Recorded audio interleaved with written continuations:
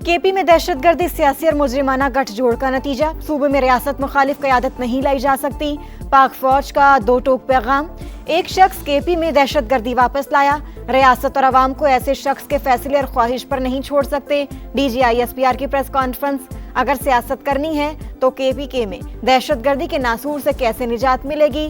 3 माह में 70% दहशतगर्दी के वाकयात सिर्फ KP में ही क्यों हुए? सिंध और पंजाब में क्यों नहीं हो रहे? ये लोग चाहते हैं सिक्योरिटी मसाइल की वजह से करप्शन और गवर्नेंस पर बात ना हो, कोई अरबों के फंड्स का हिसाब न मांगे। अब स्टेटस को नहीं चलेगा।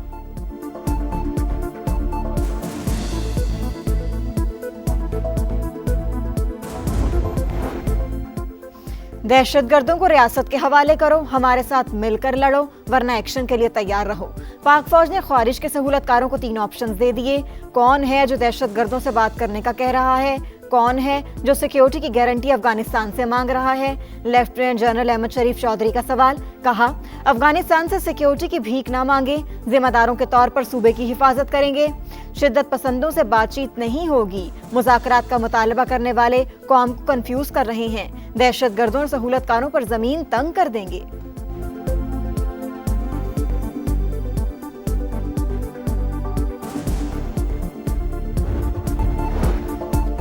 मुहाजिरीन समेत दूसरे एलियंस को अफगानिस्तान भेजने के बजाय सुबायत का रंग दिया जा रहा है। अगर सियासत करनी है तो KPK में दहशतगर्दी के नासूर से कैसे निजात मिलेगी? तर्जुमान पाक फौज का सवाल, कहा खुद नेशनल एक्शन प्लान बनवाया, अब इस पर अमल दरामद क्यों नहीं कर रहे? 3 माह में 70% दहशतगर्दी के वाकयात सिर्फ खैबर पख्तूनख्वा में क्यों हुए? सिंध और पंजाब में क्यों नहीं हो रहे? ये लोग चाहते हैं सिक्योरिटी मसाइल की वजह से करप्शन और गवर्नेंस पर बात ना हो, कोई अरबों के फंड्स का हिसाब ना मांगे। फील्ड मार्शल भी कह चुके, गवर्नेंस गैप को शोहदा अपने खून से पूरा कर रहे हैं, अब स्टेटस को नहीं चलेगा।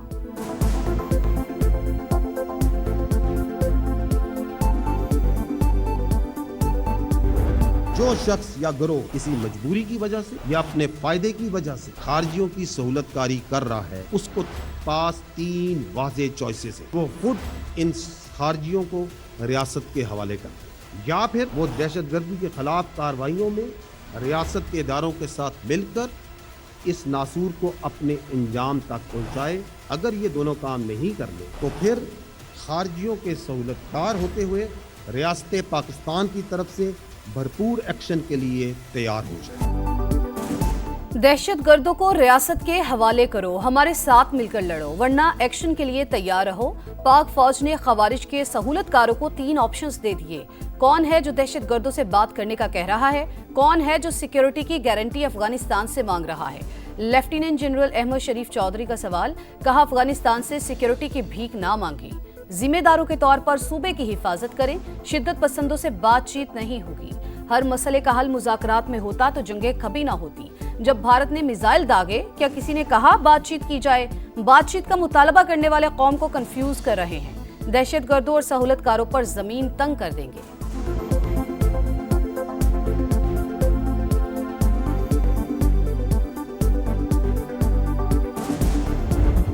आ रही है, कल एक स्ट्राइक हुई है काबुल के अंदर जिसमें मार्टिन नूर वली मसूद उनको हिट किया गया है। मीडिया में, सोशल मीडिया में स्पोक्सपर्सन उनकी जबान से भी कुछ स्टेटमेंट आई है। We have noted that Pakistan के अवाम की जानो माल की हिफाजत, पाकिस्तान की टेरिटोरियल इंटेग्रिटी के लिए we are doing and we will continue to do whatever is necessary. इसमें हमें कोई शक नहीं।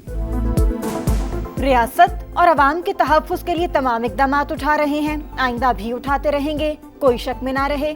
DGISPR का खारजी नूर वली महसूद को निशाना बनाने के सवाल पर जवाब, कहा अफगानिस्तान में दहशतगर्दों की पनागाहें मौजूद, भारत की पुष्टपनाही भी हासिल है, पड़ोसी मुल्क अपनी सरजमीन को नॉन स्टेट एक्टर्स की आमाजगा ना बनने दे, सबूत फराहम किए, हर फोरम पर आवाज उठाई, बातचीत भी की, सऊदी अरब समेत दीगर ममालिक ने भी समझाने की कोशिश की, ये सिर्फ हमारे लिए नहीं अफगानिस्तान के लिए भी अच्छा नहीं है, सांप पालेंगे तो नुकसान तो होगा, अफगानिस्तान में छोड़े गए हथियार कहीं भी इस्तेमाल हो सकते हैं, खुद अमेरिकी हुकूमत भी फिक्रमंद है, सदर ट्रंप ने हथियार वापस लेने का बयान दिया।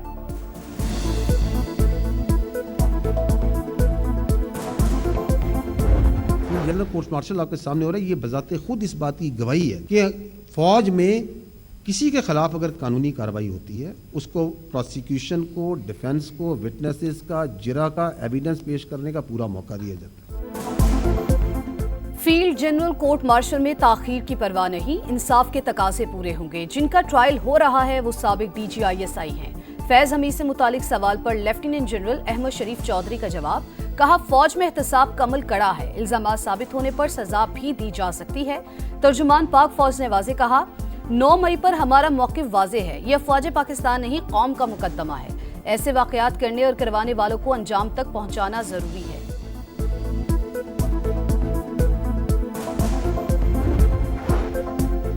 पेशावर में तहरीक इंसाफ की मरकजी और सूबाई क़यादत का अहम मशावरती इजलास। KP असम्बली का हंगामी इजलास आज तलब करने का फैसला।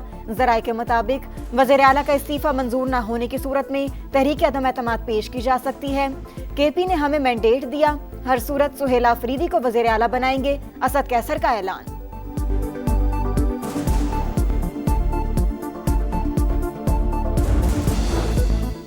फितनउल खवारिज अफगानिस्तान से आकर खून बहाए, इस खून का हिसाब लेने के लिए अफगानिस्तान में दाखिल होना पड़े तो ये हमारा हक है।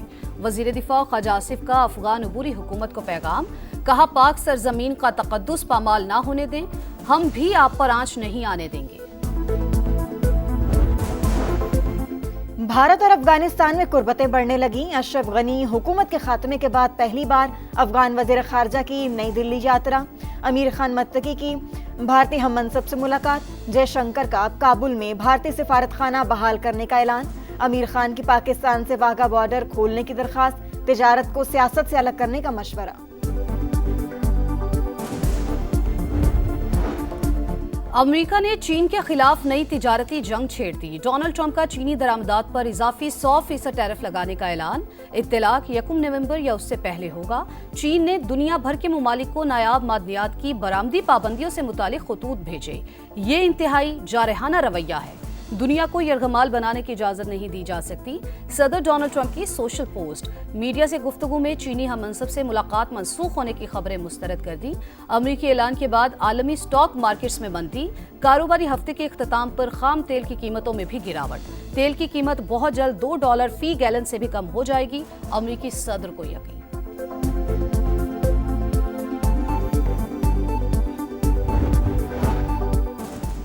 गजा में जंगबंदी मुआहिदा शानदार, यरगमाली पीर को वापस आ रहे हैं। अमरीकी सदर डोनाल्ड ट्रंप का ऐलान, कहा अमन मंसूबे के अगले मरहले पर इत्तफाक राय मौजूद, ये सबके मुफाद में है।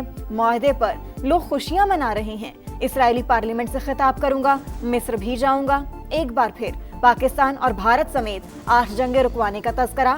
बोले दोनों मुल्क एटमी ताकत, 7 तैयारे गिर चुके थे, ये बहुत बड़ी जंग थी, खुशी है लाखों जिंदगियां बचाई। मारिया कॉर्निया ने फोन करके कहा नोबेल इनाम के असल हकदार आप हैं। मैंने भी कहा कि फिर इनाम मुझे दे दो। गजा में जंगबंदी का पहला मरहला। सहूनी फौज का कई इलाकों से जुज़वी इनखला। हजारों फलस्तीनी घरों को लौटने लगे। हर तरफ मलबे का ढेर। कैदियों की रिहाई के लिए हमास के पास 72 घंटे हैं। अमेरिकी नुमाइंदा खसूसी स्टीव विटकॉफ का बयान, हमास को गैर मुसल्ला करने तक फोर्सेस गजा में रहेंगी। नेतन्याहू का आवाम से खिताब। रिहाई के मुंतज़िर 250 फलस्तीनी कैदियों की फहरिस्त जारी। हमास समेत मज़ाहमती तंजीमों ने गजा पर कंट्रोल का बैरूनी एजेंडा मुस्तरद कर दिया। बयान में कहा गजा के इंतजामी मामलात फलस्तीन का अंदरूनी मामला, आलमी शराकतदारी से तामीर नौ का खैर मकदम करेंगे।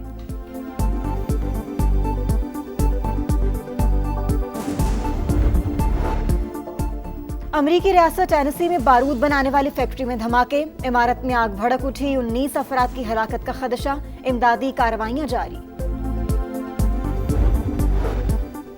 सेबास्टियन लेकॉर्नो दोबारा फ्रांस के वज़ीर-ए-आज़म मुकर्रर। मीडिया से गुफ्तगू में कहा सरकारी मालियात की बेहतरी तरजीह, सियासी बहरान का खात्मा करना होगा।